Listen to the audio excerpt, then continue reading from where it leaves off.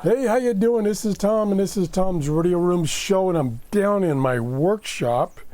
I'm using my Grundig 800, Satellite 800, and I've got it connected to a switch over here, which I have 3 antennas coming into that switch, and the antennas I have hooked to that switch, I have my Mega Loop with a little power supply to provide power to it. The preamp that's up there on the pole, it's about the center of the loop is maybe 12 feet in the air. Next to that, I have a Radio Shack multi-band antenna. Not terribly good. And then finally, I have my 31-foot vertical antenna. And what I think I'm listening to at 9.395 megahertz is WRMI, and I believe that they're broadcasting from the transmitter in Okeechobee, Florida, which is not that far from me. So I should be getting them loud and clear compared to what you're seeing on the screen.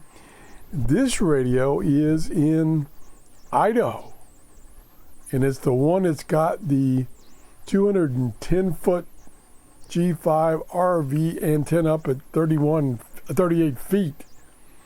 So it's doing a better job than my antennas. I'm really surprising. I still don't know what could be the problem. Maybe it's just conditions here at my location in Clearwater, Florida. It's about 4:40 in the morning here in Clearwater, Florida. It is overcast. We've had a lot of rain, so the antennas and the trees and everything are wet, causing problems. So it's not ideal. Let me turn the audio back up on this internet radio. Northern Asia on 7570 kHz. See? On podcast on audible.com, Google Podcasts, iTunes, SoundCloud, Spotify, and more. Supreme Master Television is also available in Argentina, in Guanacaste City, Mapunta City, and San Luis City, on channel 539 on San Luis Cable TV. Throughout Bangladesh on Jagobidu TV. In Belize City, Tamalpan, Benke. Throughout Bangladesh on Jagobidu TV. In Belize City, Tamalpan, Benke, and Kyle District, channel 259, or frequency 291 megahertz on Central TV and Internet. In Punta Gorda and Sand Creek District, channel 224 on Southern Cable, and throughout Belize and Omni TV via Southern. They're basically saying they're all over the bands and transmitters all over the place. But according to what you're seeing on the screen, this is WRMI, and I did a search on this frequency on short dash wave, and it says WRMI, and it said I should be having 3 out of 5 bars. You can see up here, it's right down there, and I'm right almost on top of it at my location. But I'm not receiving it too well. Let me mute this. I'll let you listen to it for a few seconds. Perfect. It's like next door. Okay, I'm going to turn this down. And then I'm going to turn my Grundig volume back up. Now, you're listening to my Grundig through my lapel microphone. So the sound level is not going to be as high. Without noise.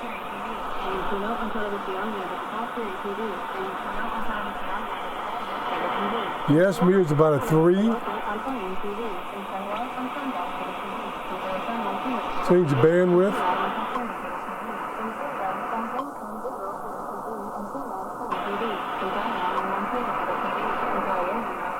About a 4 is best. This radio does have sync detection. Let's try it. Not much difference. Okay, now I'm going to switch antennas. Oh, we're on the Mega Loop.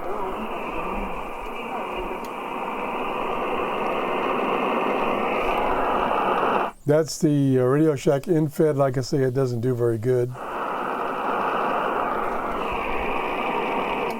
31-foot vertical. If we could get rid of that background noise. There we go. This Mega Loop seems to be the best.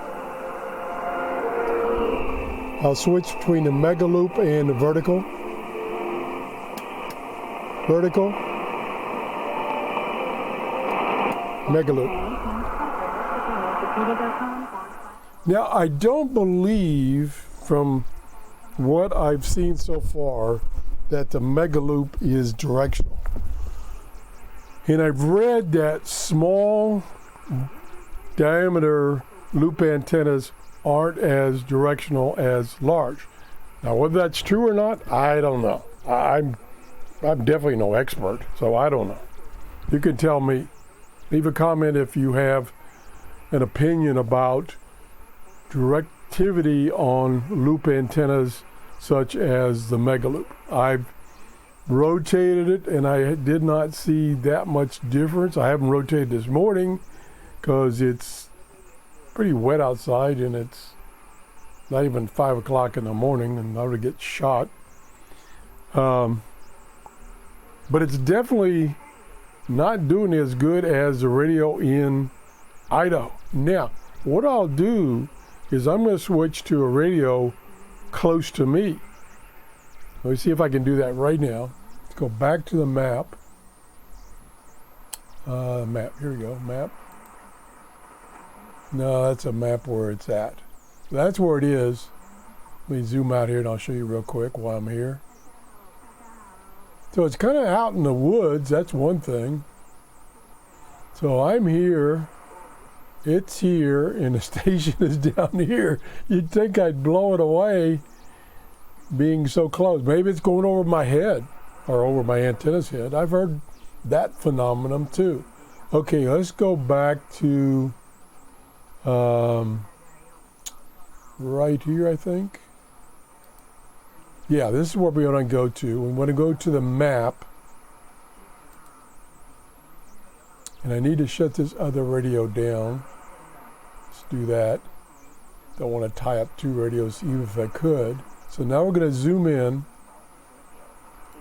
And there is, now here's where, down in this area, is where supposedly I'm hearing that station from, down in here. Okay, I'm going to try one of these radios up here first. The one I've used before is this one. So I'm going to try that one. Let me turn my radio down. And we'll start this. And then we'll go to 9435. I didn't hear anything. Oh, 9395. 9395.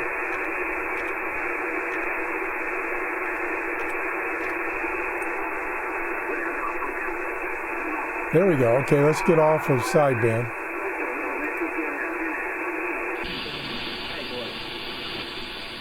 This out of the way. Now, is that the right? 9395. Whoa. Don't see much on the waterfall here. Let me zoom in. 9395. So it's struggling too. Now, of course, the band conditions are changing rapidly.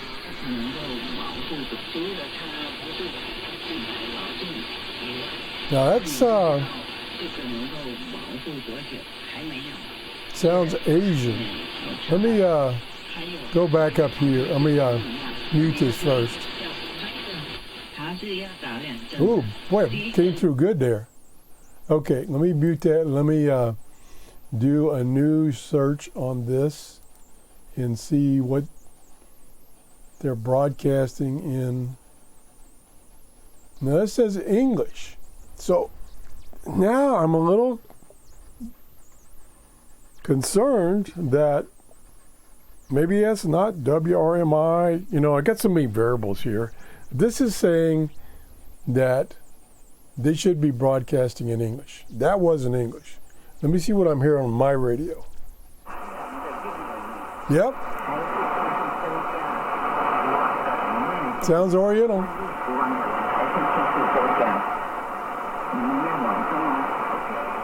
That sounds Oriental, so something's wrong here. That's the beauty of listening to shortwave. It's kind of like a little adventure trying to figure out what you're hearing.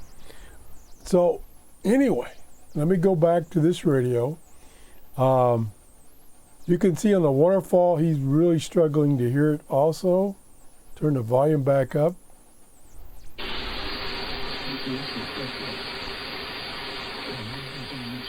That's about the level I'm hearing.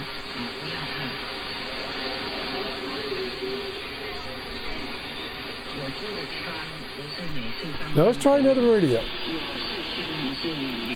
Okay, let's go back to the map. And then, like I say, that transmitter should be, where the heck did we go here? Should be down in this area. I don't remember exactly, but here's Lake Okeechobee. So let's try, zoom in some more here. Let's see what this guy says. Says it's a loop antenna. He has no users out of 4. He's got a signal to noise score of 24. That's pretty good. Let's give it a try. See if you can hear it. Okay, there's his loop antenna, I guess. Now let's go to 9395. 9395. Whoa. Well, he ain't doing too good either. It's there. Okay, now, maybe, okay, this could be a couple of things. This could be, number one, is my radio and the radios in Florida maybe are too close. And maybe the signal is going over our heads, so to speak. That's one possibility. The other possibility is, I don't know where the station or the transmitter is. And maybe I don't even know what station it is. That's a possibility. I think, well, I'm not positive. Note that on his, and this is this grid up here that tells you what station it possibly could be, that will vary from station to station. That's dependent on what the owner of the radio decides to put up there. I think there is a default one, and then you can modify it as the owner. So he doesn't show WRMI out here. I think the other one did. Yeah, I'm pretty sure the other one did. Plus, short-wave.info says that on 9395 is WRMI from Okeechobee. So I'm a little confident there. So like maybe it's the shortwave condition that signals can go over your head or over your antenna's head if you're too close. That could be it. Let me turn my radio up for a few more seconds and then we'll call it quits.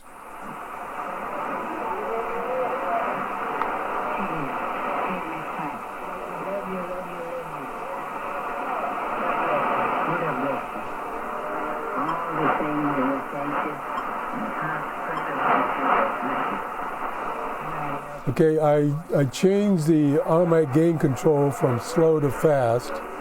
That helped a little bit. S meter is all over the place, but it's staying below a 5.